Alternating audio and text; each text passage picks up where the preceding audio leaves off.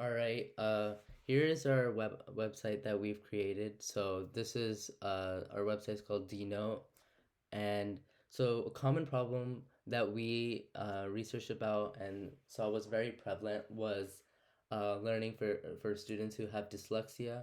So a person with this disability has trouble processing words or numbers, and there are several kinds of learning disabilities with around that, but in hindsight it's essentially used to describe when people have trouble learning to read even though they are smart and motivated to do so.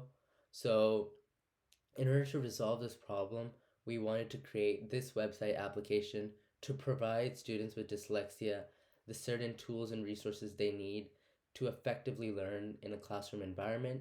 So going to this website application now, first thing you can see that we have a custom domain here. So we essentially implemented the domain name dnote.tech using domain.com just as a reference for you. And also, so when you come to this application, you'll see that you have individual subjects, right? Um, and you have as well different, uh, uh, yeah, these different subjects. So you can add a subject name. So if you want to add, say, calculus, you can add a subject as well, right? So if you say,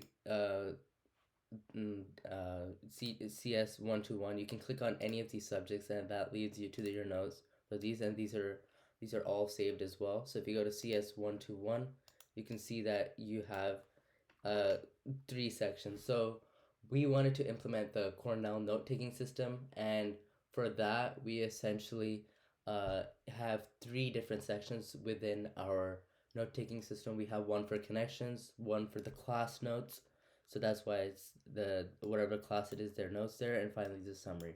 So the first section, the connections. These are any concepts that you've learned from previous subjects or questions or references you have. So if you have a reference, say like you've learned objects, right? So you can put that there, and you also learned how to do a recursion in a previous class. So that might be useful when you're learning the new information. So then when you have your notes over here, you can essentially give examples of code that that the professor or it states, or just general notes on concepts that they're saying with regards to the new topics. So that's why the connections are very important, so that these notes here are essentially remain brief for the dyslexic person, so it's easier for them to essentially take notes while in the classroom. And then outside the classroom, they can also, we have this final section here of a summary, and this summary section just gives a brief you can put like a brief 1 to 2 sentences here to essentially summarize and give a 1 to 2 sentences that discusses what your notes are, and this is helpful so that when you glance back at your notes, it's easier for you to reference them for future concepts, and if you're learning new things that are connected to this. So that's why the summary is very important, and it also helps dyslexic people if they want to review their notes.